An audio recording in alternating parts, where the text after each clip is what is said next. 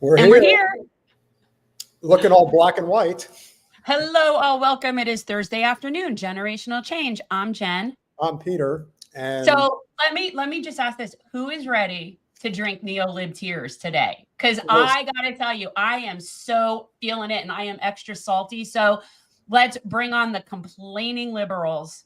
Oh, you're salty. No, you mean they're so salty.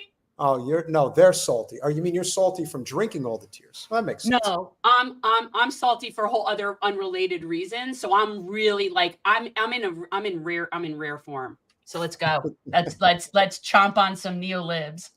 Well, hopefully it is glorious, isn't it? It's glorious. I mean, I don't look at it that way. I mean, I feel bad for people that obviously are very fearful of, what could potentially happen under the non-consecutive second term of President Trump.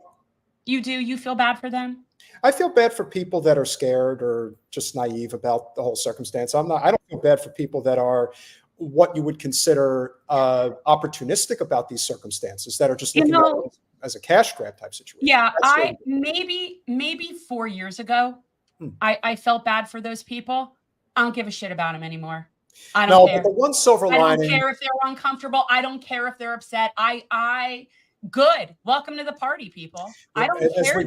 As we bring in our esteemed guest, the one silver lining that I hope does come from this is that one of the aspects of Trump's first campaign that was a swoon for the Democratic establishment was their ability to fundraise an exponential amount of money. Hopefully this time they don't have that same type of success.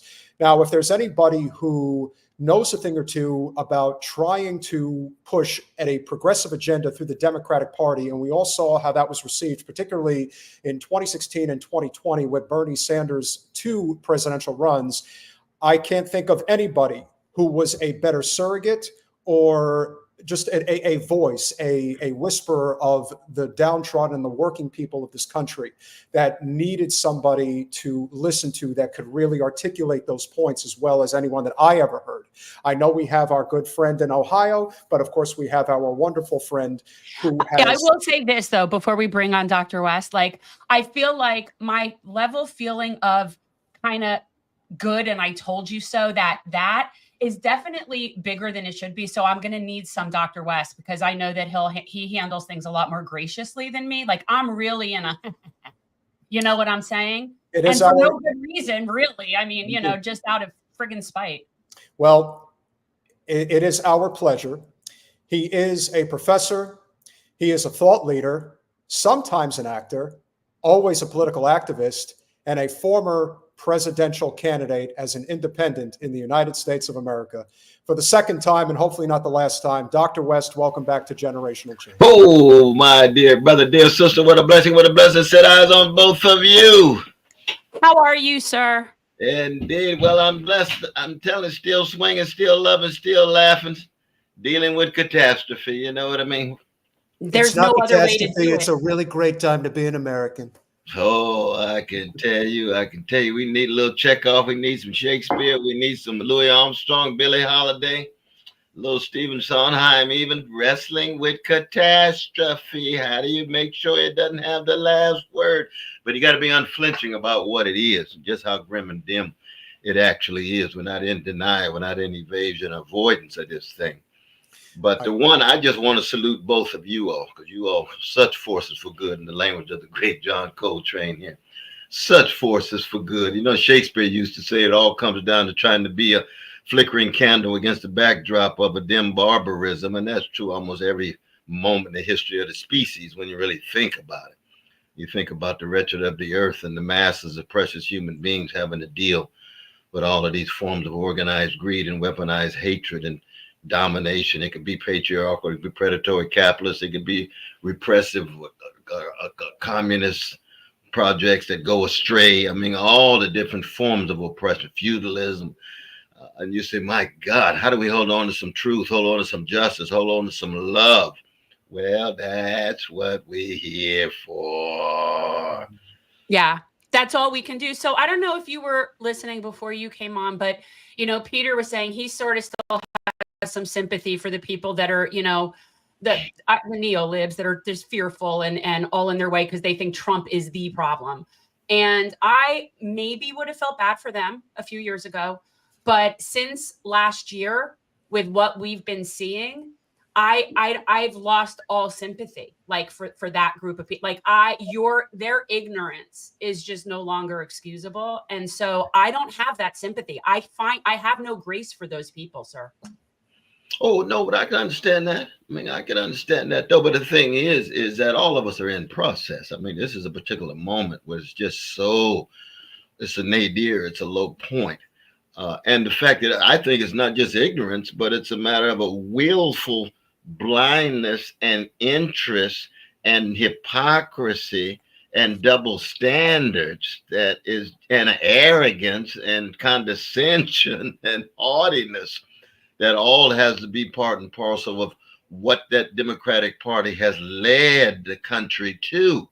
Because you can't talk about the neo-fascism of Trump without connecting it directly with the neoliberalism of the Democratic Party and people feeling as if once you see the rot of the Democratic Party and the only alternative is the neo-fascist Pied Piper rather than something that's much more decent and progressive and concerned about working and poor people, which is what we try to do. But we don't have the visibility, we don't have the money, we don't have the potency, we don't have the prowess to be able to provide that alternative. So people just swing away from the rot of the Democratic Party and think, oh, I got something new. Trump seems to be speaking directly to me. Why is he speaking directly to you? Well, I've got my own narcissism. I got my own gangster proclivities. I'm concerned about just getting over too. I'm just concerned about just me and my tribe too. And he just says it out loud. He gives me the permission to hate. He gives me permission to have contempt of the people I can't stand. He gives me permission to put down these precious immigrants and black folk and women and gays and precious trans and so forth. Well, anybody who comes along to give people the permission to hate is always going to be popular. That's the history of the species, because that's the easy way out. Anybody knows that lust is always easier than love, right? You can live a whole life of lust and skim on the surface. You can live a whole life of hatred and skim on the surface. It's the difference between Mephistopheles and Faust and Goethe's classic, right? That's the easy way out. And Trump provides that. You know, Trump provides that. And it's just that he got the corporate media gave him all the time he needed. You remember 2016 when we were with Brother Bernie, we couldn't get more than 2 minutes of coverage of his speeches. They covered every speech of Trump from the very beginning. And what did they say? Bad for the country, good for us. Oh, here come predatory capitalism again. Yeah. Wu-Tang Clan cream, cash rules, everything around me. It was all about revenues, all about ratings, all about eyeballs, all about short-term profits. Well, that's been, it's the story of the fossil fuel industry vis-a-vis the ecological crisis. Short-term profits. I actually have said before that I think that Donald Trump is actually the perfect representation of what we are in this world, what American empire looks like, what capitalism, like I can't think of a better representative of what we look like to the rest of the world. Oh, in the eyes of the world, you're absolutely right. I mean, he's not a cause, he's a sign, he's a symptom. He represents the worst of the American empire. But he don't represent you two. No. You all represent the best of what the country has to offer you. So then you got the best and you got the worst. You got the high, the valley, and you got, the high mountain top, and you got the valley. But those who represent the worst, you see, it's easier for them to mobilize people. Anytime you appeal to people's base instincts and appetites, you're gonna have a major enterprise, because that's just the way we're constituted. We're a wretched species. Now, we're wonderful too, but we're wretched. And it's inside of each and every one of us. It's not just them. You know what I mean? Mm-hmm. But you have to conquer it every day. That's what Goethe says, right? He or she who earns freedom and existence must reconquer it every day. That's line 11,574 in Goethe's Faust. And that's real. That's very, very real. When Dorothy Day gave the eulogy for Martin Luther King Jr., what did she say? Martin Luther King Jr. learned how to die daily. That's all she had to say. That was it. Catholic worker. April 5th, 1968. Which means he had died daily. He had to kill the greed, kill the fear, kill the hatred every day in the name of truth, in the name of justice, in the name of love. And that's true not just for religious folk. That's true for human beings across the board. That's why the spiritual issues and the moral issues always have to be central. Because you can have the most correct analysis in the world and still be a gangster. You can have the most incorrect analysis in the world and still be a gangster. You got to get your soul intact. You got to get your character intact. Where's your integrity, honesty, decency? Where's your courage to tell the truth? Not just the power, but to the people you love. And most importantly, to yourself. Dr. West, this was an election that was a repudiation not just of the Democratic Party establishment, but also I think the genocide in Gaza played a much bigger role than people are willing to admit. The fact that Trump not only won the popular vote, but won it pretty sizably. And the fact that whether it was your third-party vote share, whether it was Jill Stein's third-party vote share, Chase Oliver's third-party vote share, they were so small. And yet the way I see it is I think a lot of people were so enraged with this administration that they just said, F it, I'm voting for Trump. I don't even care anymore. Your thoughts on that and how the numbers ultimately spoke in regards to, what obviously ended up happening as a result of this election due to the complicity with the genocide. The Muslims stood very tall, especially in Georgia and especially in Michigan. No, you're very right, though, brother. But I think the other factor to keep in mind is the people who just looked at the system and sees what I see, which is corruption, and then decided to stay home rather than vote for anybody. And you see there, you're still talking about, 80, 85 million folk who stayed home, and those who would have thought about voting and decided to stay home anyway. Now, see, that's the sign of the decay and the deterioration of not just the system, but of the culture that goes with that system, the civic society that goes with that system, which is to say the empire as a whole. Because the distinctive feature of the decline of every empire, the dying of every empire, is not just military overreach, it's not just corruption of elites, it's not just impotence of citizens, but it's the inability of those citizens to be in contact with the best of their own history and tradition, and therefore to give in and cave in and feel as if all we have is despair. And that despair is real. And I'm not against despair. I draw a distinction between retail despair and wholesale despair. Anybody who's never experienced retail despair has never lived. Goethe says over and over again, he who she has never despaired has never lived. Despair is something that visits all of our houses and on the way to our houses. But wholesale despair, that's nihilism. Retail despair is wrestling with despair and generating that very thing in Pandora's box, which is hope. There is no hope without wrestling with despair. That's why, Sister Kamala's talk about joy. It wasn't joy at all. It was cheap joviality. Joy goes hand in hand with a pain, as Frankie Beverly, who just died, acknowledged. Joy goes hand in hand with grief, as Dostoevsky points out. Joy goes hand in hand with deep wrestling with forms of death. That's the Christian story. That joy is the fruit of a life in which you've picked up your cross and followed someone who was crucified because of your love for those who were being crushed. And the Roman Empire has to kill you as a political criminal to send a sign that anybody who raises their back will be crushed. And that's the history, of resistance movements, right? Assassination, incarceration, lies, rebuke, scorn, crucified, threats of crucifixion. And yet the beautiful story is, and this is the good news of this day, namely that those of us choose to be clouds of witnesses in the name of a quest for truth, justice, and love, no matter what, until the worms get our bodies. Period. Drop the mic. That's what we do. I mean, I'm not happy Trump won by any stretch of the imagination. I am definitely satisfied that Kamala lost. Like, that's very satisfying to me, even though I realize that he's a disaster as well for different reasons. But I think that the people that supported her are the people it's a very privileged group of people. It's a very privileged group of people that think that, that he is such a negative impact on them when there's nothing really been different since Joe Biden took over, and yet nobody was complaining about it, right? So we know it's cult of personality, and yet Trump is gross. He's not my guy.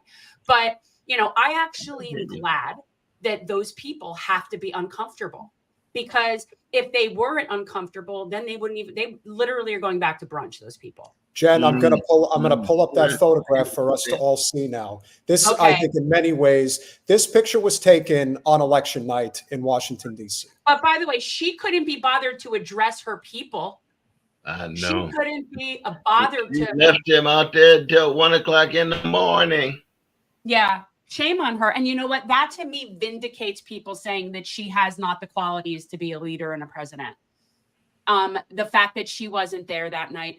And this is impressive to me because I really thought, like Scooby-Doo, like if you peeled off Kamala, like Hillary was there. And I kept trying to figure out, have we ever seen him in the same place together? So this is at least, somewhat, I can see that she's not literally her.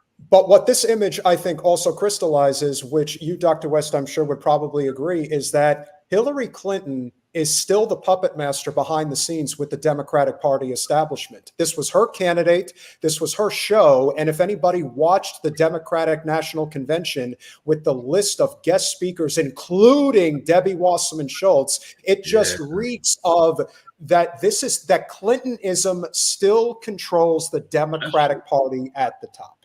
That's true. I think you're absolutely right about that. But it's partly, again, the question of the Democratic Party having such a lack of imagination that they can only go with their quote unquote winners. And when they think of winning, they think of the triangulators. Who are the triangulators? Those who tried to triangulate right-wing Reagan ideology in order to win. You see, Bill Clinton did win, and they're into winners. You see, they don't. Bernie actually could have won, but no, they're not going to touch Bernie with a 10-foot pole. And you saw the effort of Harris to try to triangulate the traditional Republicans by bringing in the war criminals, bringing in those who had committed crimes not just against humanity but of genocide. Dick Cheney, he's campaigning with Lynn Cheney, and then between Obama addressing the brothers wherever he was, and then you had Bill Clinton in Michigan telling the Muslims that, we're sorry we have to kill your people, but we got to save Israel. Dr. West, what did that? They were landing. Yeah, Dr. West, what did that statement from President Obama mean to you when he addressed Black men in particular? And ultimately, almost a quarter of the Black male vote ended up going to Trump in this election, which I think may be an all-timer post the switch in the mid-1960s. So what was your take on President Obama making that statement? And do you believe that that had some degree of effect in terms of how they ultimately chose to vote in this election? Oh, it certainly discouraged a whole wave of Black brothers who can't stand that kind of sense of being scolded, can't stand Black middle class arrogance, especially a Black middle class arrogance from a president coming from somebody who's got mansions around the world and Netflix contracts that go on and on and on. You say, well, wait.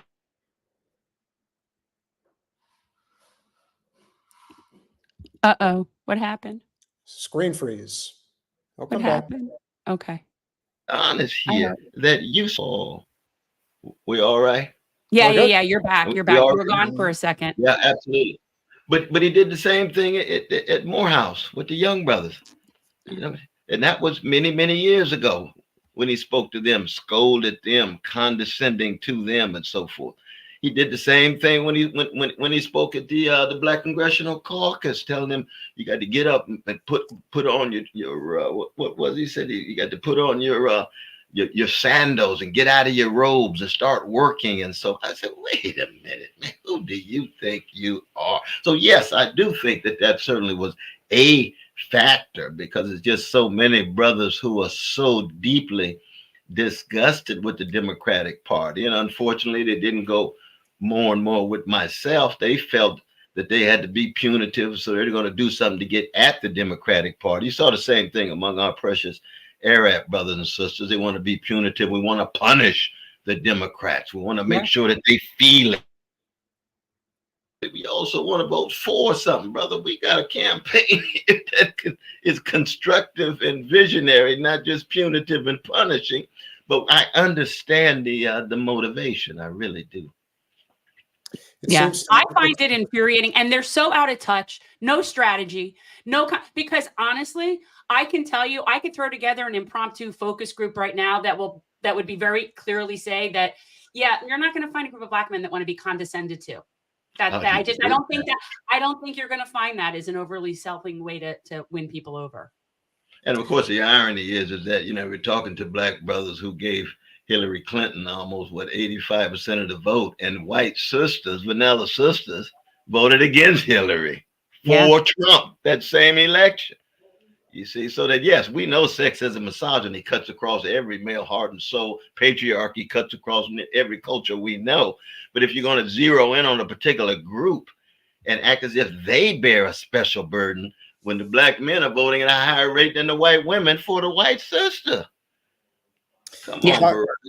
Get your analysis together, man. Dr. West, one of the key analyses that is going to be dissected, at least until Trump is inaugurated, is this idea of we are losing our democracy. And yet, last I checked, the Democratic Party, since 2015, when they kind of had an idea that Bernie might actually take off, and he obviously did in a way that even they couldn't have anticipated, they decided that they were going to hook, line, and sinker make sure that Hillary was the nominee.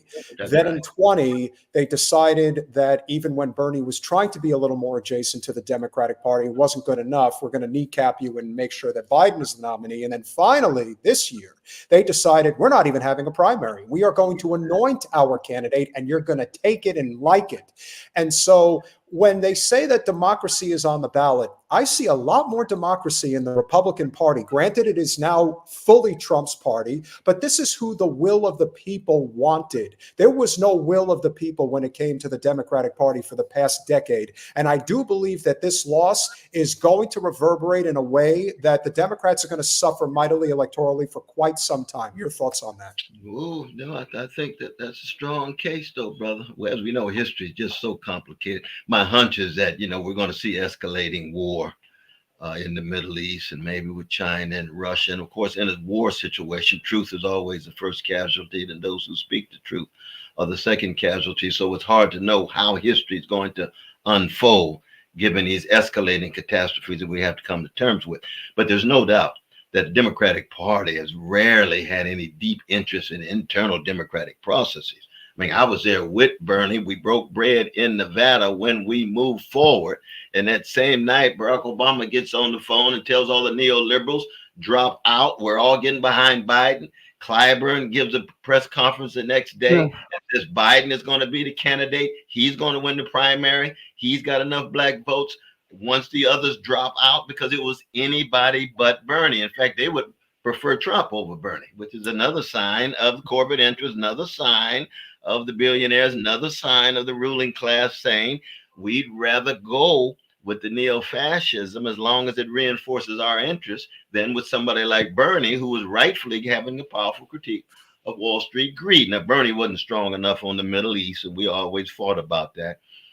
And he's always my brother. I love my brother. People don't have to agree with me on everything, but we fought about that. But it was manifest in Gaza. It took him too long to say ceasefire. It took him too long to take the strong moral stance that he should have. But he's always been consistent in his critique of corporate greed. And it's very real. Of course, his recent comment about Democratic Party left the working class of all colors.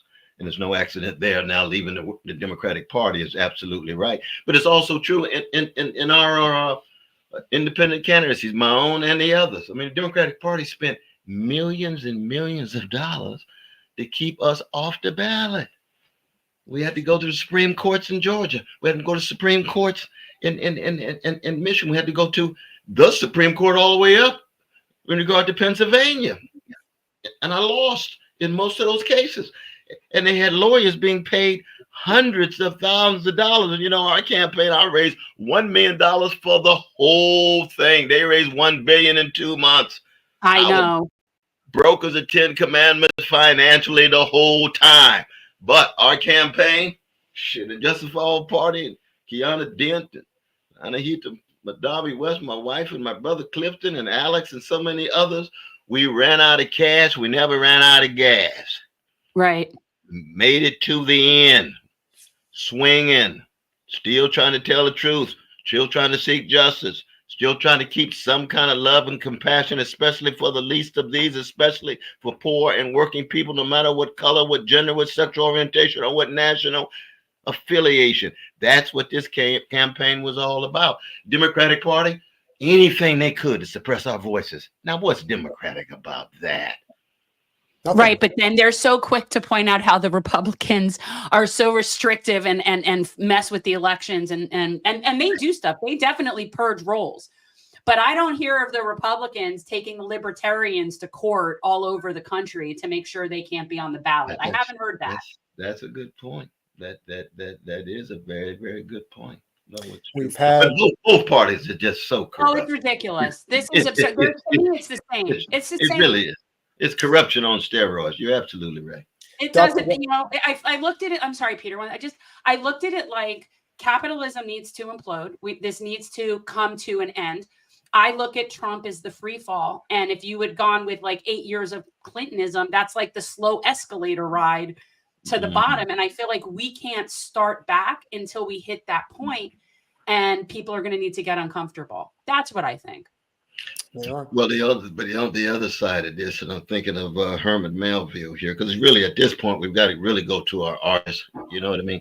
Moby Dick of 1851. The brother's only 32 years old. Here you got the Pequod, which is really the ship of the state, obsessed with a white male, so that white supremacy and its relation to greed, its relation to resentment, its relation to contempt. Ahab himself, very much Trump-like, narcissistic to the core, willing to pay any price for attention.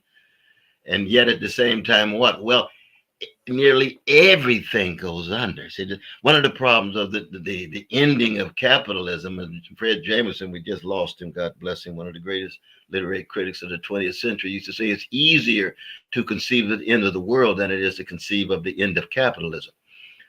Because capitalism itself brings down the whole. You can bring down the very conditions for the possibility of life, given the fossil fuel companies tied to short-term greed. The possibility of any decent relationship in the American empire because of the escalating civil strife and possible civil war. or the World War III, which is not ecological, but human-made, militaristic to the core. Provocation of Russia, provocation of China, escalation of war in the Middle East, facilitating genocide, facilitating ethnic cleansing with our precious Palestinian brothers and sisters, all going on simultaneously. You say, oh my God. Whew, what are we to do? We better listen to a little John Coltrane, put on After the Rain or Love Supreme or My Favorite Things or something, just in order to get us through.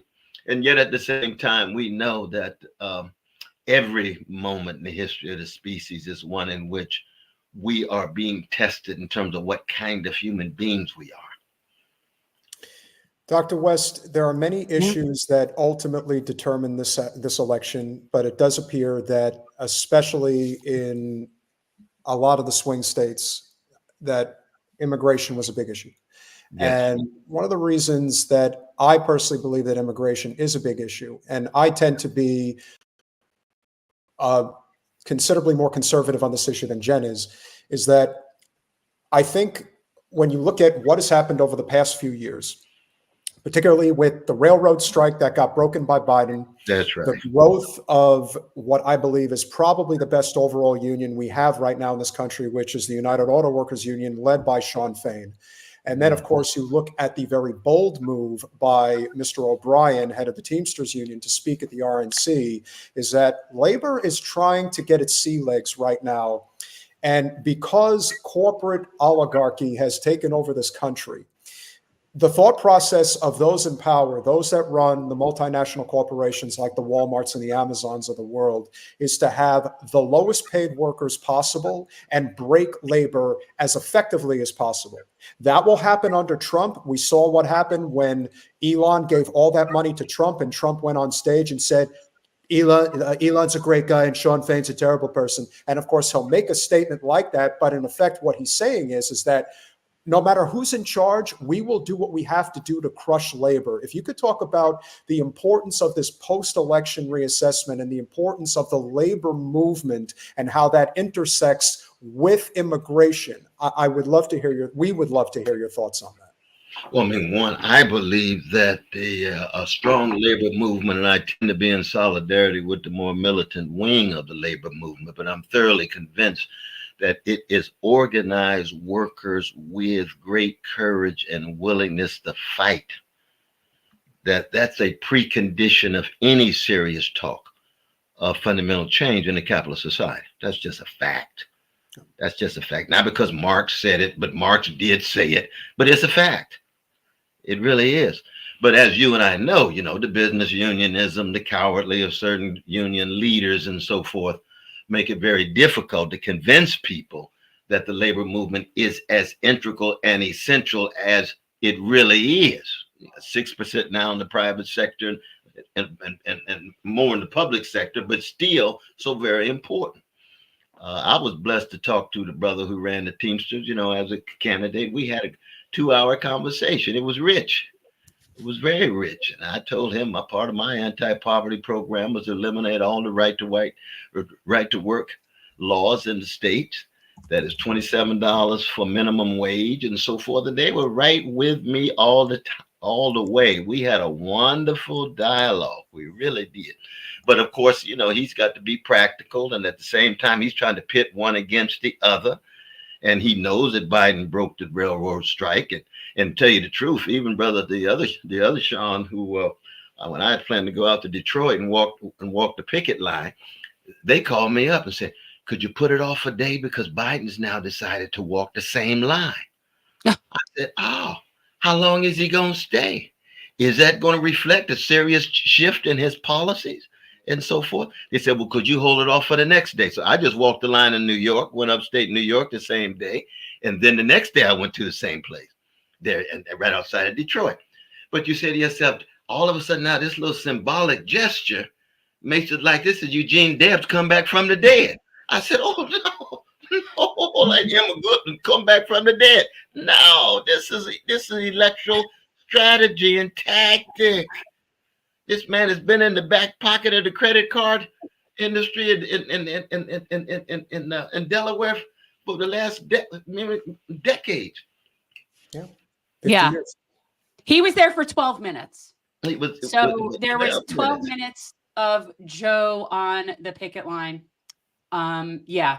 And that's telling. I mean, I they're like, oh, but he went. I'm like, no. What's the point of going if you're going to break the railroad strike? Break the rail. And even my dear brother Bernie fell for it and started telling everybody he's the strongest pro-union president since FDR and so. Please, he's got some significant legislation for infrastructure. Let's just tell the truth. But he's never been this pro-union, deep solidarity of working people.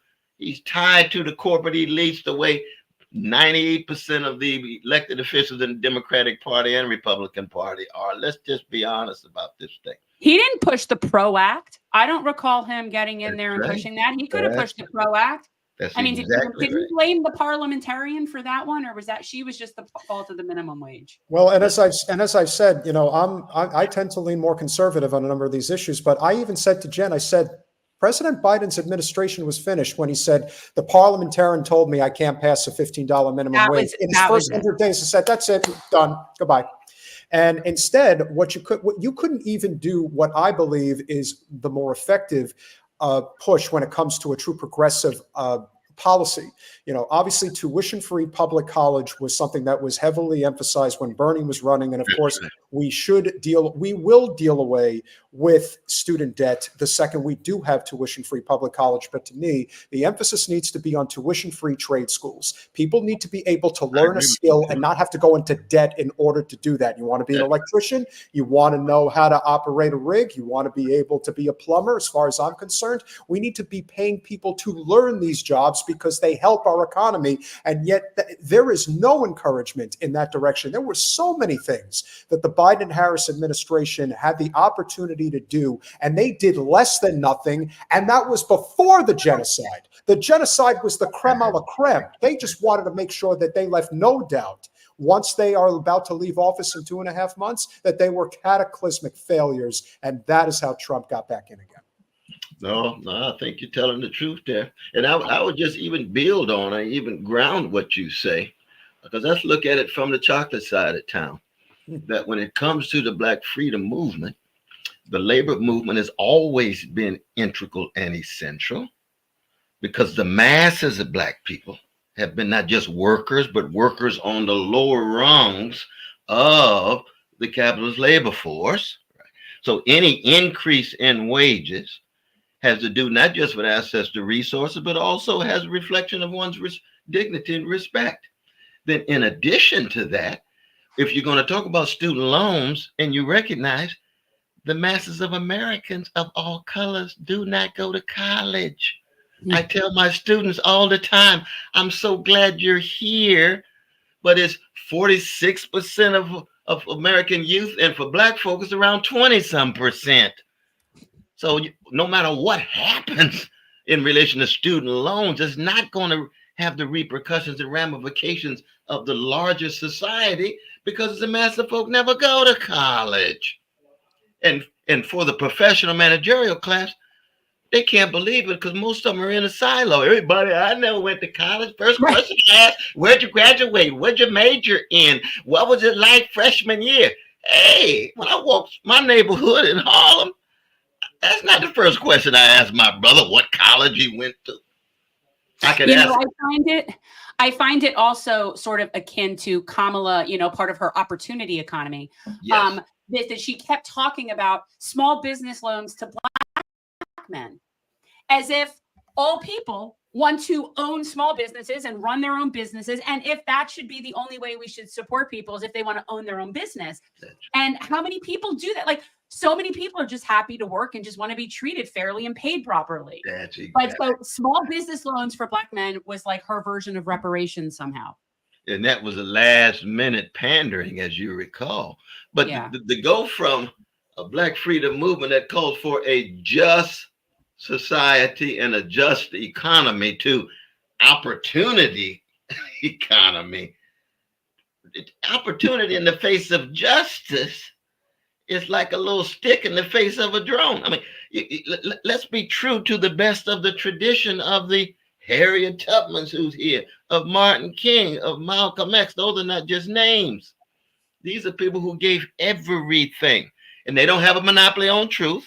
You know, we learn from them, but we also build because they missed some things as well. But when it comes to reducing it down to just opportunity, that's like taking the funk and deodorizing it and sanitizing it and sterilizing it and think that that's a major offer to black men. Right. That's true for anybody. That's not true for Italian men. That's not true for Greek men. It's not true for Jewish men. It's not true for Arab men.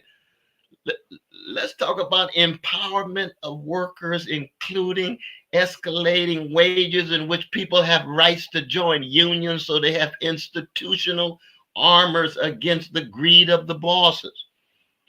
This is also emblematic in many ways of the memory of Dr. King as well as Malcolm, in that they were allowed to talk about the racial divide from now until the cows come home. But the second they talk about the economic divide is when they needed to be silenced. And the same reason why your voice and Sister Nina Turner's voice have to be silenced, because it isn't about being a black militant. It is about being a militant for economic opportunity. And that is not allowed in our rapidly deteriorating, broken economic and political system. Because when we talk about a living wage, we're talking about the ability to do a job that has value and sustainability. When we talk about universal health care, which I have to tell you, Dr. Weston, you probably experienced this on the campaign trail, a significant portion of the conservative rural voter agrees with single-payer health care. Oh, I saw that. I encountered that. Yes, I did. I saw that and gave them hugs, brother. Yeah. Oh, Lord. And they gave me hugs.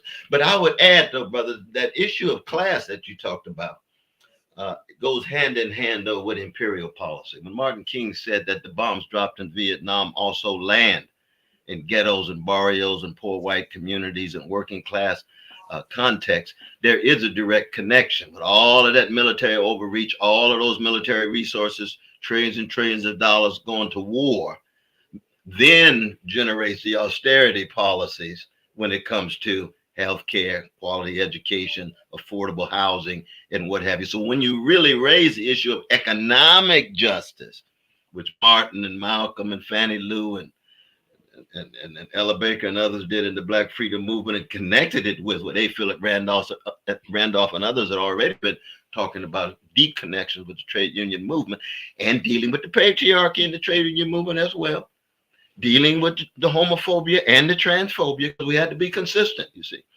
that I want to be, not because I'm pure, but I want to defend any group whose back is against the wall and catching hell. So if you're going to demonize my precious trans folk, I'm with the trans folk. I don't care if it's one person. I don't care if it's two persons. I don't care if it's the worst kind of strategy in the world. If it's wrong, if it's dehumanizing, and you think it's still going to win, I'm not going with you. I'm not going that way. Now, that doesn't mean then that we don't have critiques of some of our trans and gays and lesbians and blacks and workers and women, because we have to be self-critical. None of us have the right for self-righteousness. But when it becomes just a matter of these little narrow strategies and tactics, and it leaves out the morality and spirituality, I'm not going that way. That I wasn't raised like that. You know what I mean? That ain't me at all.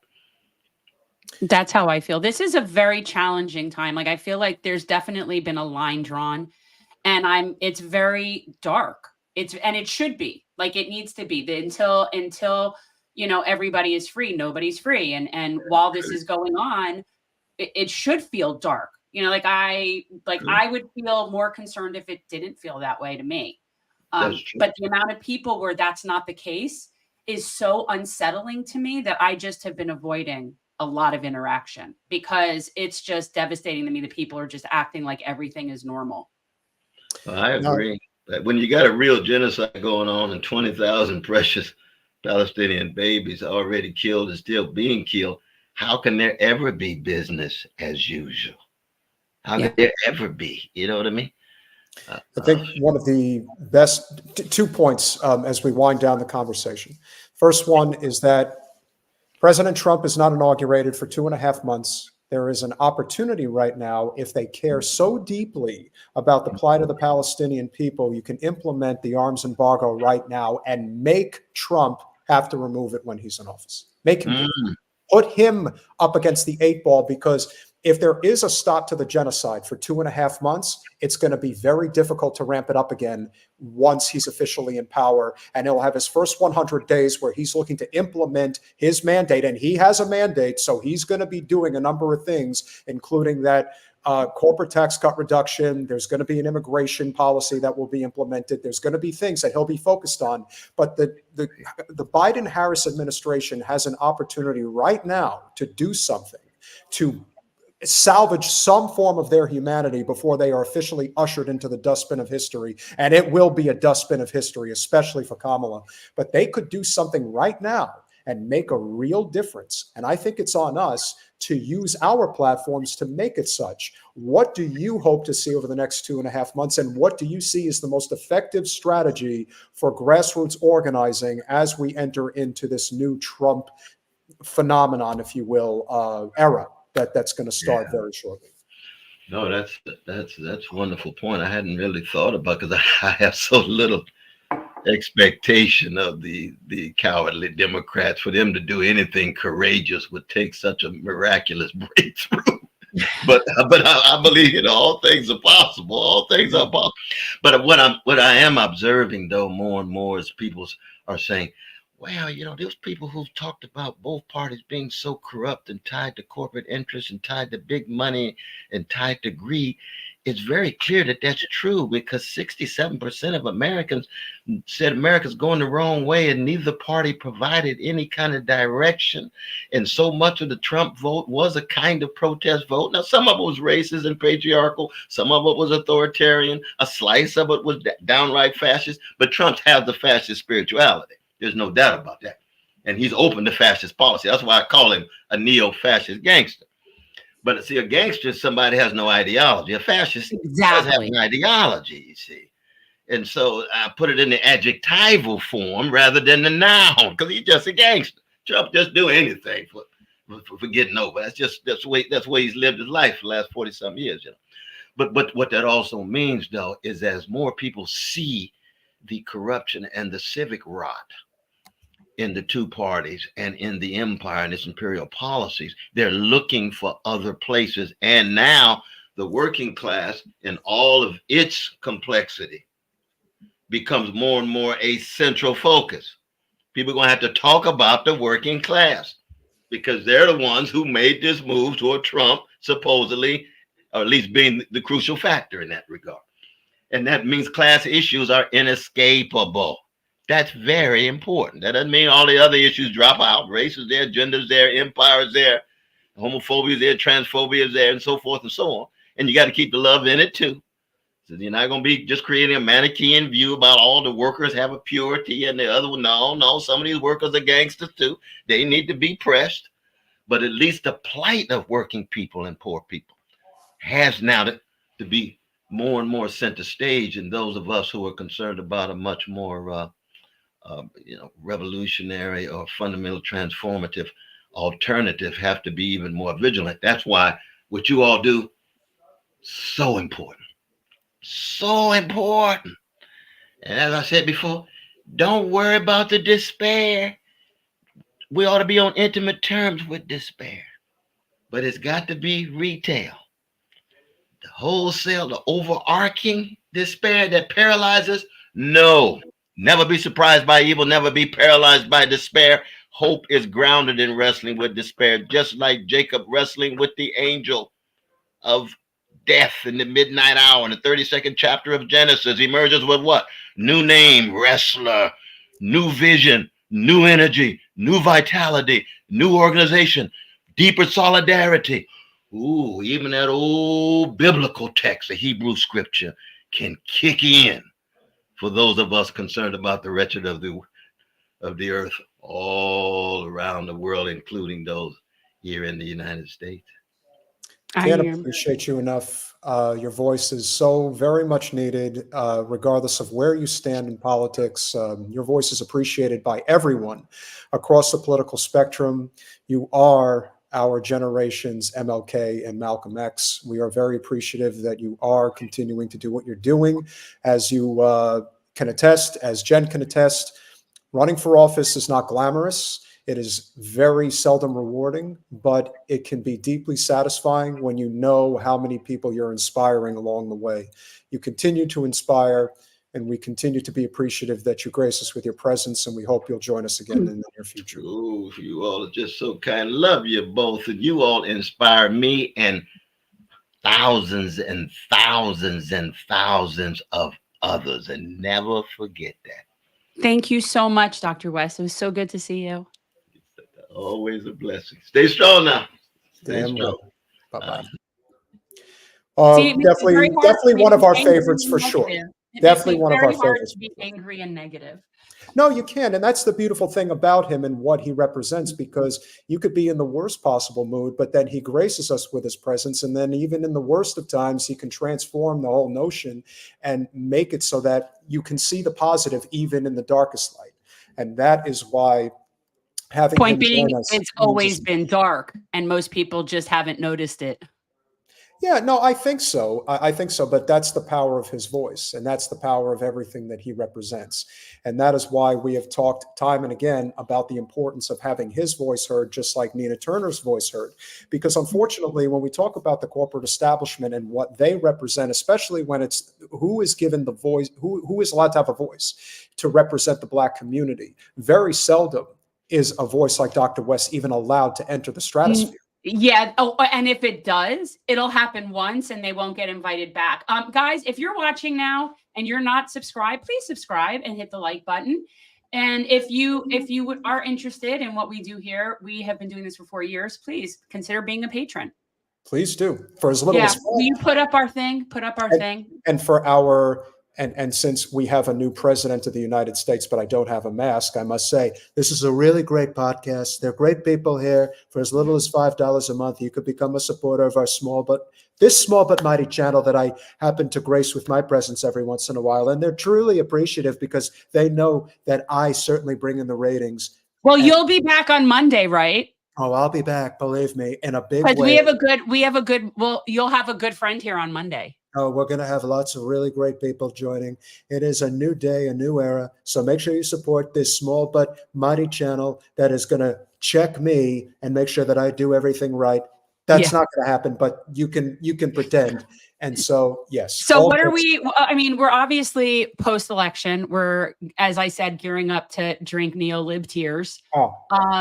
Because that to me is the only satisfying thing about this election. And it felt the same in 2016, actually, quite honestly. No, and it definitely did. It's going to be a repeat of 2016. No, but the difference between this and 2016 is that I think there's a lot of people that are around listening to what's going on, and they are just simply rejecting that notion that this is exactly what is happening. But I will tell you that until corporate media is officially dead, and it isn't dead yet, they are going to continue to spew the same corporate special interest bullshit that they have been spewing for the longest time, probably for over a generation now, which is pretty daunting to think about that it's lasted as long as it has. So which one of these angry white women are we going to listen to? That I think we can take away, and kudos to our friend Case Study QB.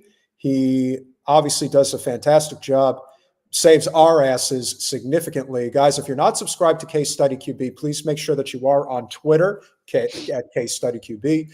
And so this particular clip, I think, sums it all up, because one of the things that we know is of considerable detriment, and Josie Justice has it right. Yes, I would say probably most people, at least as of right now, again, Trump has not taken the mantle just yet, that a lot of Israel in particular is happy that Trump won. Well, this is what CNN had to say regarding that topic after the election yesterday. This very powerful ad, the Republican Jewish Coalition, that was all over the airwaves. Yeah. A bunch of women sitting around, Jewish women, just saying, I can't stand him, but I felt like we were supporting Israel and we were stronger and we were tougher. And I think that resonates with people. And then to your point, the ad that came out that was beating Kamala up around fear about Israel not being protected. There was never a response from the campaign on that, which I thought was a big mistake. Amanda Berman from Zioness had to raise money, run her own ads trying to fight back alone. That didn't work. So, but listen, you tied her to the economy, you tied her to Biden, you tied her to weird, and it was not a good I agree with everything you're saying. I just didn't want to engage in the autopsy before before we've called the race. Keep in mind that this is happening before Trump officially won. So you can imagine that it was pretty, it was quite the funeral, to say the least, in that room. You think that they're really upset? I don't think. I think the only thing that they're ever upset about is whether or not it is going to affect their bottom line. That is the only thing. And it doesn't for these people. Well, not yet. As long as the neo-libs continue to buy into this BS, are they going to continue to watch these shows for reaffirmation? And the one message, Jen, which I'm sure you've noticed that has been going around quite consistently across the neoliberal corporate media board, is this message that Harris ran a perfect campaign. She just didn't win. There was $1 billion. $1 billion. $1 billion. Billion with a B. Billion with a B. Because Trump, I believe, was at like 380 million or whatever it was, which, by the way, is also off the wall. I know, but it's kind of amazing when you think. So she outspent him by more than 3 times and still lost. It's all of the but according to her puppet master Hillary, it's all the deplorables' fault. I mean, that's the only reason. These damn meddling kids. Joe came out and referred to his people as garbage. And so then what I ended up seeing were a bunch of people wearing garbage bags. Unfortunately for Kamala, a lot of them were Southern Black people wearing garbage bags and going to the polls to vote for Trump. And so here you have this autopsy that they're trying to perform literally as Trump is about to cross 270 electoral votes. And they're suggesting that the reason she didn't win is because she wasn't pro-Israel enough. You weren't pro-Israel enough. Trump basically backed her into a corner the entire race. Saying, which is why he didn't have to spend as much. Exactly. You're totally not pro-Israel. You don't like the Jews, etc. And they went with it. Every time. Yeah. He's been pushing them to the right since 2015. Like, and this has been and easily.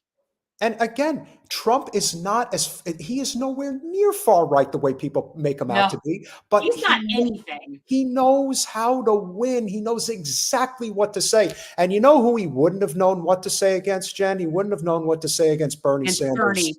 Because if Bernie was there and he was saying, this guy is a total commie, he's a leftist, like, well, let me tell you something, Mr. Trump. I will have you know that if you think that a living wage and universal health care and a jobs program is what makes me a commie, you could call me whatever you want. The American people will say that our ideas are better than yours. And that's it. Well, we would have been, when we would have finished, this would have been the finishing of Bernie's second term now. Oh, that was the world I was trying to create, but that's the world we were both trying to create. We did. I know. And then I told people. And now it is completely over. Now this is not only Trump's party, but he has a very sizable share of the working class in his coalition now. Yeah. Congratulations. You really did a number on yourselves. Yeah. Well, we're seeing them flip back over, like from the old way when it was Democrats and Republicans. It's almost like you know how that part in Florida near like Jupiter, where where 95 and the turnpike crossover, it's like that, right? The parties are now switching, but the Democrats are imploding. They have nowhere to go, and it's listen, we're gonna finish out this video, but we're gonna get to that in a second. So let's finish. Before she dropped out. But, one thing on that, the answer on, I can't think of anything offhand about where she would differ with Biden, was disastrous. And there's no doubt about it. The question is what motivated it and whether she just felt she did not want to. Loyalty. Yes, loyalty. And so she should have just said, look, I'm grateful to him. I'm proud of many of the things we did together. And I'm not going to critique him. I'm talking about the future. Would have been a better answer. But, it's easy to be on the sidelines. Oh, it sure is. As long as No, you it get isn't. paid. It's been brutal. It's been brutal. I'm so glad that we don't have to see any more of it. It's just so ridiculous how much money and effort is wasted, and the amount of mailers and texts. And somebody please develop an app that we can have on our phones that when somebody sends us a solicitation text, they will get an electrocution. Like they'll get zapped, kind of like my dog's bark collar. Like they get like that. Teresa, That's what I thank you want. so much. Really Thank you so appreciate your much, support. Teresa. Really means a lot.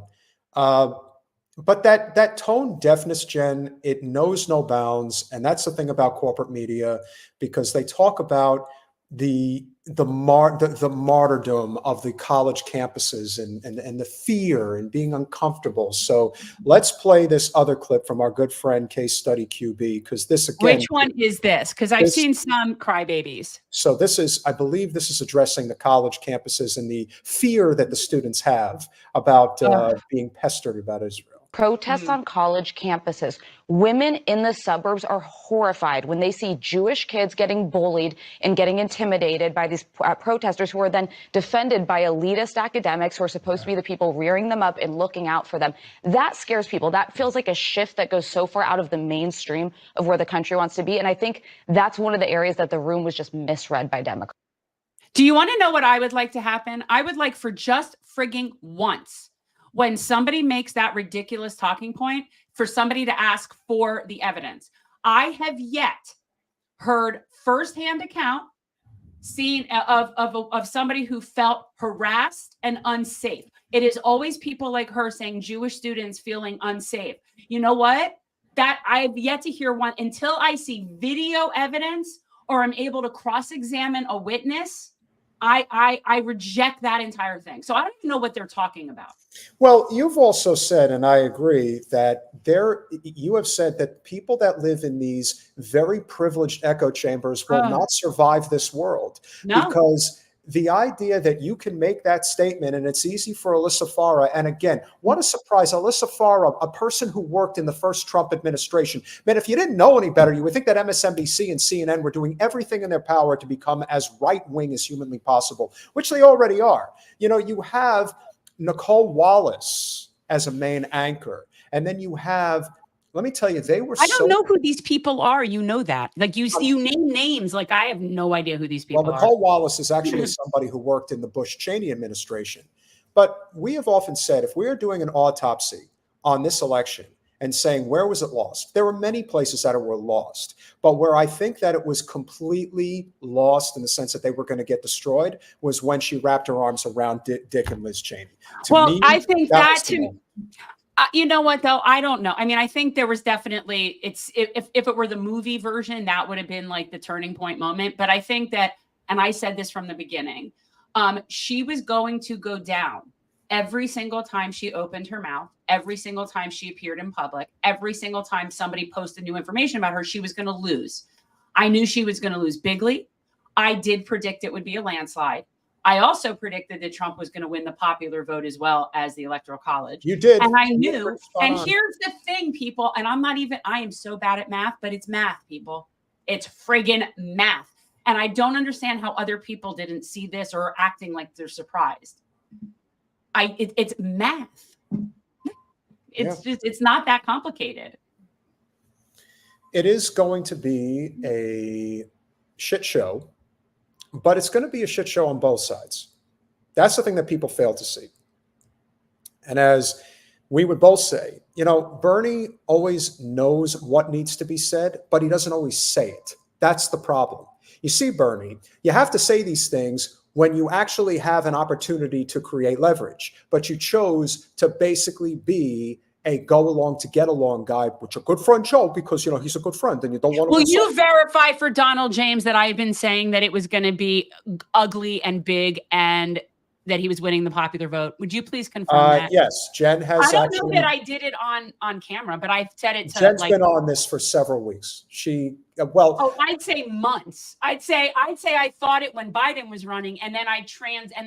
Yeah, no, the switch. I mean, for me, the switch was definitely right after the debate, where everyone said that Kamala blew it out of the water. But I told you, I said she she initially said that there was only going to be one debate, and it was Trump who said he wanted multiple debates. And then I did an assessment of the entire debate, and it was Kamala post-debate that said we have to do another debate, and Trump was the one who said no. And to me, that said everything. That said internal polling. I knew it for the basic reason. I'm going to go back to math, okay? Say what you will about Trump. He's won primaries. He was the president. She didn't win a single primary. And you know why? People don't like her. They don't like her. She was less popular than Joe. Why anybody would think. Great question from Jay. You know what? This is going to be, if there is an issue that is going to define the Trump 2.0 presidency, it's this issue. This is the issue. I will say, admittedly, like those types of policy are not what I really know a lot about, but that is the kind of thing that I could see him doing that would really not be good. But you know, I'm a fan of BRICS. I'm rooting for BRICS. I am hopeful. BRICS for is the only multinational organization that can actually put pressure on the American economy. It's the only thing. And I honestly, I don't even care so much about what happens to American empire. I really don't. I'm a global thinking person. I care about humanity and people. So it doesn't, like I've always said, I don't care what language my oligarchs speak. No, I do care about America, but I care about our exploitation of the least of these. That I care about. Well, let me say this. I care about the people that live here. Exactly. I don't have any sort of nationalism. So point being, I don't need or feel the need for my country to be the world's hegemon. No. I don't feel the need for my country to be the head of the empire. I am perfectly okay just living in my country, having someone else be in charge of the empire. I don't need that. That's my point. It doesn't matter to me what language my oligarchs speak. If capitalism is still the thing, and let's be real, BRICS is capitalists. They're capitalists. So, you know, if we're shifting, but no, I'm in favor of anybody standing up to the world's bully. And this country is friggin' Kramer in karate class. And let me tell you something, at the end of that episode, those kids had their way with him. Those kids pulling him off the lap, that's BRICS. Yeah. And I'm for it because we're a bully. Now, there's obviously going to be a lot of talk in terms of what the post-op on the Democratic failure of this election is going to be. But as I mentioned, Bernie Sanders did have a sound response to what is going on. And I believe we can't allow that. We cannot have that. But I believe this is from Ken Klippenstein, where if you read Bernie's response, and I will read it for you, it should come as no great surprise that a Democratic Party which has abandoned working class people would find that the working class has abandoned them. First, it was the white working class, and now it is the Latino and Black workers as well. While the Democratic leadership defends the status quo, the American people are angry and want change, and they're right. Today, while the very rich are doing phenomenally well, 60% of Americans live paycheck to paycheck, and we have more income and wealth inequality than ever before. Unbelievably, real inflation accounted for weekly wages for the average American worker are actually lower now than they were 50 years ago. Today, despite an implosion in technology and worker productivity, many young people will have a worse standard of living than their parents, and many of them worry that artificial intelligence and robotics will make a bad situation even worse. Today, despite spending far more per capita than other countries, we remain the only wealthy nation to not guarantee health care to all as a human right, and we pay by far the highest prices in the world for prescription drugs. We alone, among major countries, cannot even guarantee paid family and medical leave. Today, despite strong opposition from a majority of Americans, we continue to spend billions funding the extremist Netanyahu government's all-out war against the Palestinian people, which has led to the horrific humanitarian disaster of I resent that word. I resent that phrase. This is not a humanitarian disaster. It's a genocide. I will replace it with genocide. Okay. Of mass malnutrition and the starvation of thousands of children. Will the big money interests and well-paid consultants who control the Democratic Party learn any real lessons from the disastrous campaign? Will they understand the pain and political alienation that tens of millions of Americans are experiencing? Do they have any ideas as to how we can take on the increasingly powerful oligarchy, which has so much economic and political power? Probably not. In the coming weeks and months, those of us concerned about grassroots democracy and economic justice need to have some very serious political discussions. Stay tuned. And then the head of the DNC had something to say. Colin, if you will. Jamie Harrison, who may we not need be somebody who can call this man out the way that I want to call this man out. We need somebody on this show. I'm sure our good friend Tim Black will have something to say about this. Tim. Jamie Harrison may not be as bad as Debbie Wasserman Schultz, but he damn sure is trying his best. In response to Bernie's statement, he says, this is straight up BS. Biden was the most pro-worker president of my lifetime. Listen, it's one thing if he said he was the most pro-union president of your lifetime. You're saying he's the most pro-worker president of your lifetime is such a crock of shit. Trump was more of a pro-worker president than Joe Biden was. Saved union pensions. Yeah. That and what did he take away? Created millions of good paying jobs. You mean the millions of jobs that came back as a result of COVID? And even marched in a picket line for 12 minutes. 12 minutes. And some of MVP's plans would have fundamentally transformed the quality of life and closed the racial wealth gap for working people across the country. From the child tax credits, which you removed, to $25K for a down payment for a house. Yeah. That doesn't solve the problem, nor does saying you're going to tax 25% of unrealized capital gains. You don't know jack shit about real estate. To Medicare covering the cost of senior health care in their home. The audacity of that last statement. What a tool. What a friggin' tool. There are a lot of post-election. Dr. West. That's what we should have done. There are a lot of post-election takes, and this one ain't a good one. Oh, I'd love to hear his post-election take. This is his post-election take. This is it. This is it. We should have put this up when Dr. West was here and let him call out that Jamie Harrison. That's the beauty of having Dr. West for 45 minutes. It goes by like this. I know, but seriously, like these tools are just let them go down with the ship. They're like the violinists on the Titanic. I honestly, good riddance. Well, here's the thing, and this is where I think a lot of people have this misconception that there is even a lesson to be learned here. The only lesson that is going to be learned is by working class people. That is it. The Democratic Party, as it is currently constituted, is dead. They're incapable. Not going to learn anything. No. If them going on CNN last night and saying that Kamala wasn't pro-Israel enough is the reason she lost the election. They are proving beyond a shadow of a doubt that they are captured by APAC among other corporate special interests, and they're not going to change that. They will allow the party to completely be destroyed. Good. And they won't change. Good. What I think's going to happen is they're just going to keep bleeding and bleeding more people. As we know, very few people actually register as new Democrats. That's it's very uncommon.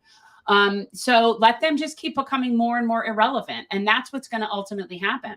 They're going to just continue to lose. You've got a better chance of pushing through economic populism in the GOP than you do in the Democratic Party. And that's really saying something.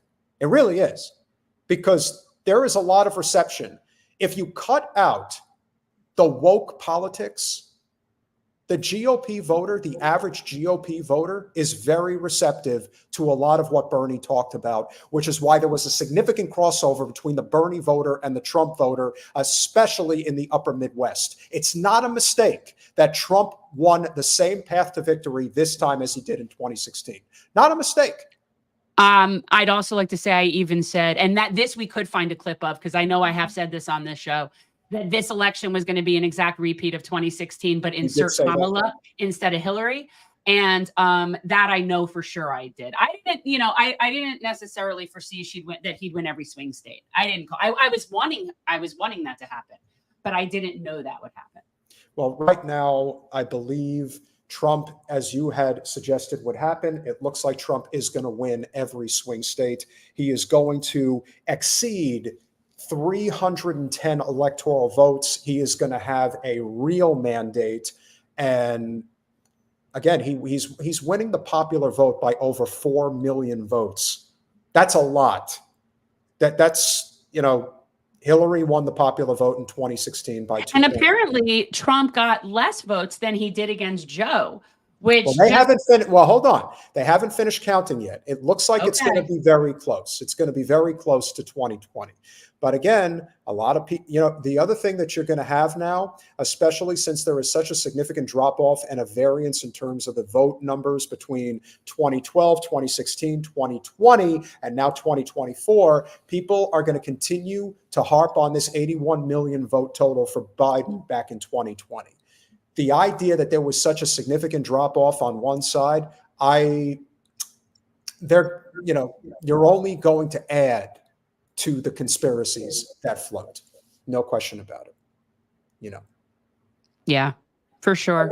And you see, Jen, you have all different types of voters. We have different. I know I've got Trump supporters because I don't have Trump derangement syndrome. I mean, again, I'm very honest. I've never liked him. I've never been a fan. Let's see. But you know what? Let's see just how fervent the Trump movement truly is on his side of the aisle now, because Trump is going to do things this time around that is going to, it's not only going to be different, but he's going to do things that you supposedly say you don't want him to do. You think he's going to drain the swamp? Oh, it's going to be even worse now.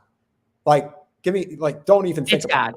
My only hope is that his level of just wanting to be liked and being the most popular man and wanting a Nobel Prize, like that, those things, just like how he was in the very beginning when he got in and was helping with commuting sentences and pardoning people, like that whole Kim Kardashian thing.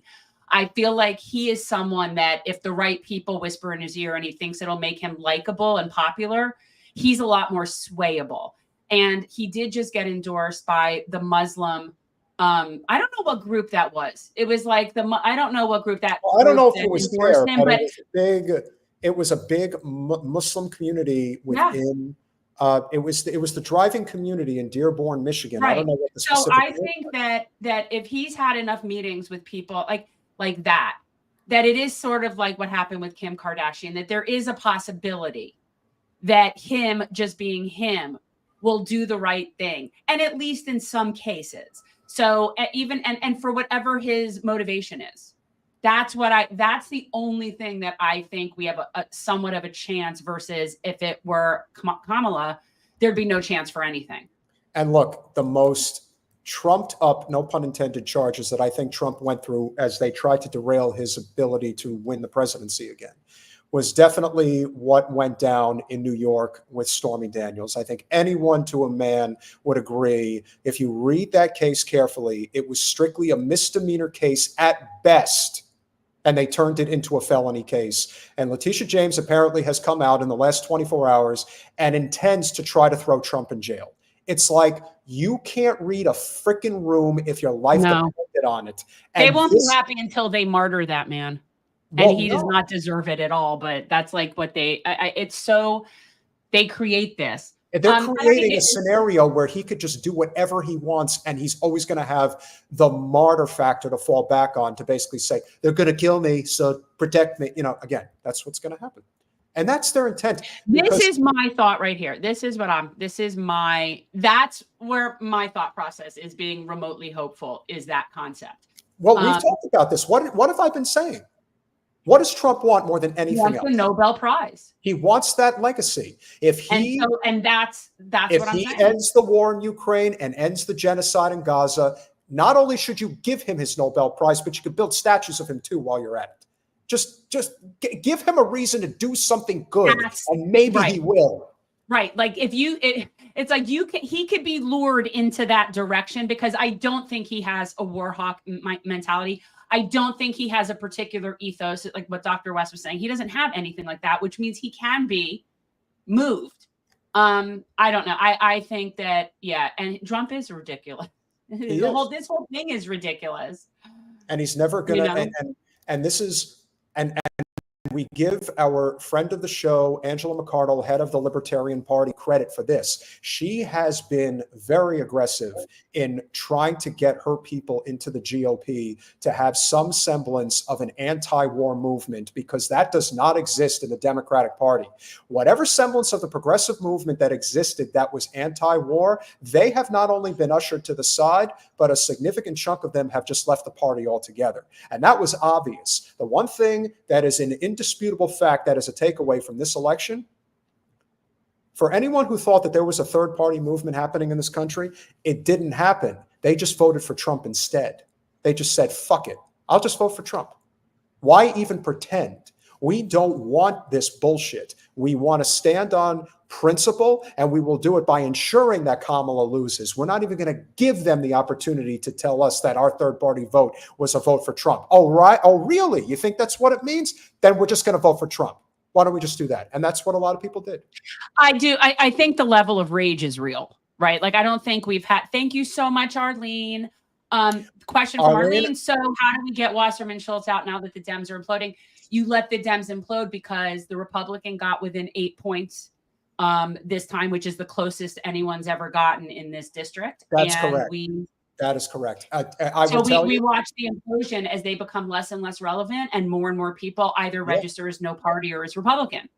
I can tell you that an influential person in Democratic Party politics messaged me and was just raging.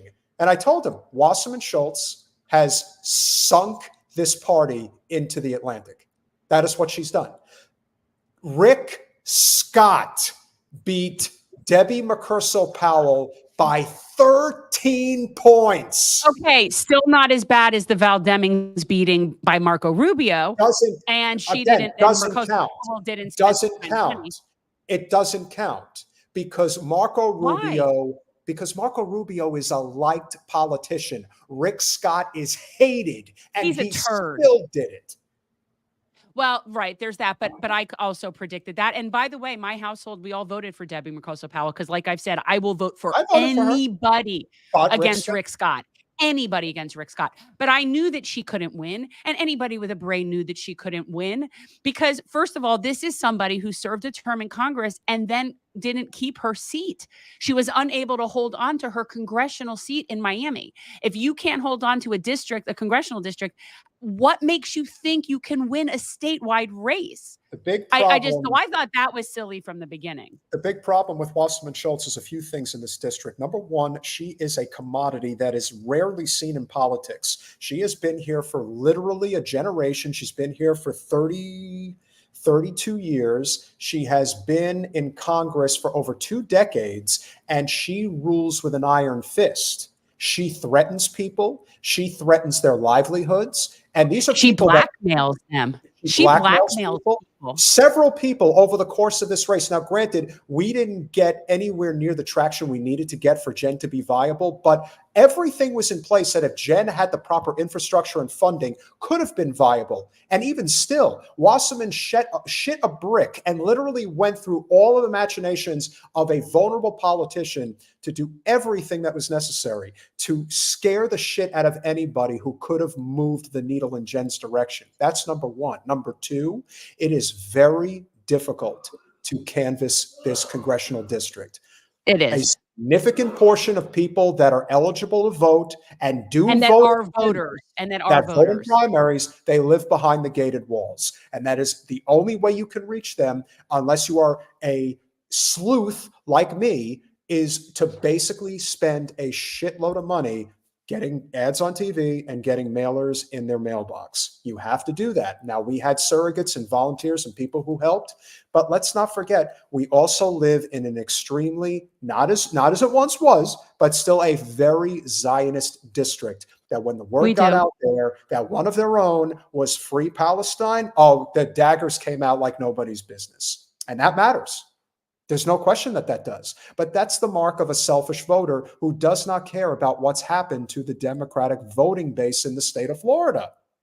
Debbie is so narcissistic and sociopathic in her mindset. If you look at the Florida map And the fact that the only blue areas in Florida now reside in Orlando and Southeast Florida, your party's dead. Like They're dead. dead. They've been dead for a long time. I mean, I think there's only Not like active this. Dem clubs in like 5 counties. I mean, how many counties even have Democratic committees? I mean, No, like it's I they're said, pathetic. you're better off just joining the GOP. Like at this point, you don't have anything. The Democratic No. Party is so far beyond redeemable at this point, and all because they wanted to protect this witch of a human being. That's a big And part of it. speaking of Zion Nazis, I will say that Peter and I had a success locally here in Plantation in unseating a Zionist off of our city Hold on, commission. I may be wrong. I may have been wrong about that one. So hold your tongue on that one. Really? Yeah, I may have been wrong about it. Now that So makes me so sad. That was the only thing I was happy about. yeah, well, again, I read the vote wrong, so I haven't completely calculated it, and I haven't heard word. I know it was a very, very tight race. That's my Oh, I'm understanding. so sad. That'll ruin everything for me. That's been the only like good thing of this whole election. Not that it really makes any difference at this point, but no, it is emblematic, and this is the one thing I will No, say. it does matter. I don't want to have Zion Nazi on Well, my city commission I if I don't wouldn't have want him to. there either. But the point is, the one good silver lining that we did get is that there was a good person, and her name was Kat Uden, and she ran for mayor of Hollywood, and And she did not win though. she had everything going up against her, including my understanding, Jen, I shit you not, Excuse me. Josh Yeah. Levy apparently outspent Kat 1,000 to 1, if you can I'm even sure. fathom such a number. I'm But, sure. I'm you sure. know, that's But at least with him, he has one more term and then he terms out. that's Like they're correct. not stuck with him for eternity. Well, just remember, So guys, that's the difference. the only elective body in the United States that does not have term limits is the U.S. Congress. That's it. Every other elective branch has term limits. We don't, and it sucks. And so It's not good. now what we are faced with is a future where the Democratic Party, as they have evidenced over the last 24 hours, is that they're not going to change. They will not change. They are going to Oh, stick. Henry, I love you. Yeah.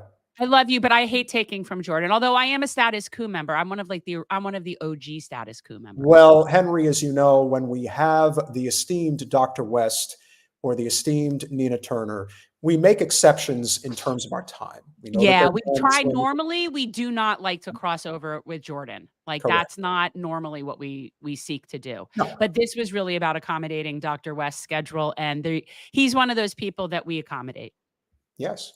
And of That's course, just we how it goes. are extremely grateful for all of the great work that Jordan is doing. And believe it or not, guys, Absolutely, big fan of Jordan. remember, when you contribute to our channel, you are contributing to our real MVP, which of course is Colin Tooley, our producer. He is working double duty right now. He's working Yeah, our no, show and Colin's he's working great. Status Colin, Quo at the same time. he's like going to be like the main person. Like he's going to be the go-to producer behind all the scenes here, behind The all last- the good channels. The last thing we will address before we go is obviously Nice. Good for Gretchen, her. Gretchen Whitmer is without question going to run for president in 2028. Her committee will start probably within a year, if it's that long. And But this will discourage that because this will create a situation wherein she's going to spend the next term as governor or her term as governor looking like a complete failure. not only and that, but That she will has not got help her. and she has got 2 major scandals on her hand, courtesy of Status Quo News, and why you should also support Status Quo News. She has not fixed the pipes in Flint, despite what anyone will have you believe. And number 2, there not is even. an ecological crisis of insane proportions taking place in Kalamazoo with their paper mill poisoning the air that people breathe in that community right now. And so these are 2. Yes, Donald James. Apparently, the GOP took over the state house in Michigan. Yes.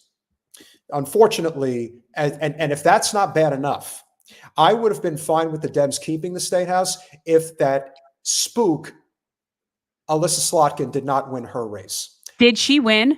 Now, apparently, let me confirm. I don't know if it's been called. Let me check. I don't know if it has. Because you know what? Seriously, Michigan, and I'm almost done with Jordan's book because I do the audio. And it's like just that does not deserve any votes. That woman should not have any vote. Like, these people need to be in prison. If I, I can, I don't understand. We're talking about her. You know what? Good. Let her run for president, because there is no better way for all her trash to be out in the open than her running for president. and it just goes to show you how absolutely pathetic all of this is, and why, when it's all said and done, we're going to be looking back and wondering how the hell did something like this happen? You know, I told him that too. Guys, Spook is a CIA agent. That's what he's referring to. Someone who comes from the deep state. That's what he means by when he says spook. Yes, it is old dated. It is kind of, yeah. Yeah. Well, CIA. Listen, I ain't playing that shit. You're not going to pull that on me, because I could care less. It's an actual term, and I will use it. And so right now, the U.S. Senate sits at 53 GOP, 45 Dem, with 2 independents in Bernie Sanders and Angus King, who do caucus with the Dems. So the Republicans have a +6 advantage in the U.S. Senate. As far as I'm concerned, the greatest tragedy of them all is the fact that you lose Sherrod Brown in Ohio and you replace him with Alyssa Slotkin in Michigan. That, if that doesn't spell it in a nutshell, how far the Democratic Party has fallen, I don't know what does. Because that okay. Really is it. Haro Chanu, why didn't they go after Trump with the emoluments? You mean clause? the one thing that they could have actually gone after Trump on? If they actually enforce the emoluments clause, then they'd have to enforce it on all of them. The emoluments clause is the only real legitimate thing they had, except for if they use that, then they would have to continue to use that, and they're all guilty of it. That's why they can't go after him for the emoluments clause. That's all that matters. That's the bottom line. Look at the things that he has done that they do not talk about, and then look at the things that he's done that they will always talk about, but doesn't actually mean anything. Alyssa Slotkin wins the U.S. Senate race by 0.3%, less than 20,000 votes. I feel bad. I should have been more involved in that race. I feel like I should have gotten more involved in that race. You know who I am upset at, and I hate to say it. I understand he feels he has to play ball because he sees a career in politics ahead of him, and maybe he is somebody who can win. I'm going to say I don't agree, but whatever. But Hill Harper, he put out posts suggesting that she should go support Alyssa Slotkin and Kamala Harris. Yeah, he did. Yeah. Oh, that's the game. You want to be elected, got to play the game. If you want the infrastructure to back you up at that level, maybe not necessarily at a congressional level per se, but at that level, he felt that he had to do that. And that to me is unfortunate, because probably did make a difference, especially in the Black community. There's no question. Hill Harper did do well in the primary. He did. He had a good slice of the vote share. I think he got like between 37 and 40% of the vote. He did make an impact. And as a result, he told his voters to go out there and vote for Slotkin. I have no doubt that that had an impact. I'm pretty sure she's a Zionazi. Is that correct? I think she is. I think you're right about that. Yes. Yes, she is. Yes, yeah, I can't. Yeah. So that's it for me. That's the end of that for me. But as you guys know, we are a small but mighty channel. We are here to try to bring real change as we talk about generational change. We are here. If you haven't hit the like button, please do. Yes. If you're not watching us on YouTube, please do. Transform politics into service. It helps. Yeah. Are you playing any more clips? Do you have anything that you're putting on? I think we can call it for today. Okay. I think and on Monday we have we're working on it. Our friend can only come on in the afternoon, so we may need to postpone that. I would prefer for us to stick to our regular time. I do. But we'll work on that. Okay. We hope you guys enjoyed the show. Again, we continue in earnest, transforming politics into service. Jen and I will have a discussion very, very soon as to what direction we're going to be going in terms of politics, but I will be relocating to the Florida Panhandle at the end of the month, and this show will continue. Only you will be seeing Jen and I from 2 separate locations from now on. Basically, just like you do right this second. Yes, it will just be like this. Only it'll look just like this. Yeah. It'll look just like this. But you're my partner in crime. And you guys are obviously tremendously a part of that in terms of what we do. We are very grateful for all of the support. If you are not currently a member of Patreon, please go over there and make sure that you do become a member for as little as $5 a month. And of course, make sure that you smash the like button, Make sure that you You know, subscribe. I'm sorry, before I forget, I'm thinking that maybe we need to have some of our Wisconsin friends on to have them commiserate, because I am sure that people like Harvey and John Nichols are not all too pleased at the moment. I'm sure they're not, and I'm sure that they'll have their opinions to share. But listen, they've been a little distant. There's no question about it. They remain loyal to the Democratic Party, and I get it. I don't blame them for doing what they're doing. And by the No. way, if you thought that Wisconsin is the great bellwether of all the states, you know why? Because Wisconsin dealt with their gerrymandering, and the Republicans still swept the House seats 6-2. So it turns out that policy actually matters. Gerrymandering matters too, but apparently it didn't matter that much. Appreciate you all being here. Smash Thank you, that like button, guys. share, and subscribe. See you Monday.